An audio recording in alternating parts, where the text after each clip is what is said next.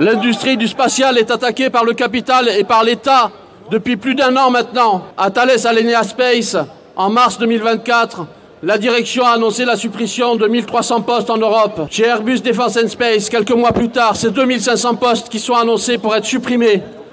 Tout cela dans un contexte où nos carnets de commandes sont pleins. Le seul objectif, c'est augmenter les profits.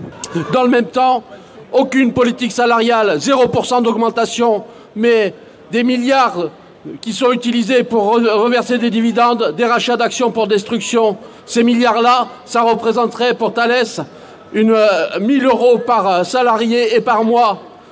Et eux, au lieu d'augmenter les salaires, ils préfèrent tout reverser aux actionnaires.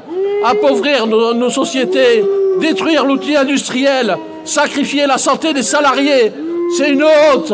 Les collègues tombent les uns après les autres, passent au service de santé. Le médecin du travail fait une alerte auprès de l'inspection du travail pour annoncer qu'elle ne sera plus en capacité d'accueillir les salariés qui viennent déclarer leur souffrance au service de santé.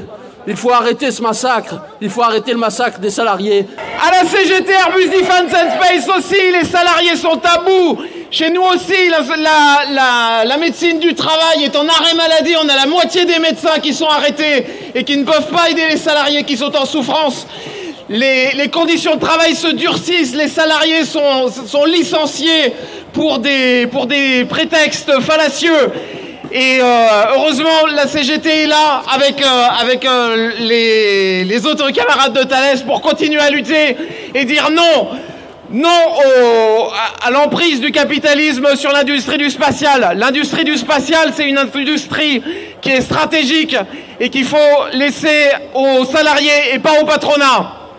Il faut arrêter le massacre de l'industrie du spatial, redonner des moyens à notre industrie, redonner des moyens au CNES pour qu'on fasse une politique du spatial utile à la population générale, utile pour prévenir les risques climatiques, utile pour prévenir les guerres, les empêcher, comme ça a été le cas lors du 2e conflit en Irak, où grâce aux satellites d'observation de la France a pu détecter qu'il n'y avait pas d'armes de destruction massive en Irak et ne s'est pas engagée dans les conflits.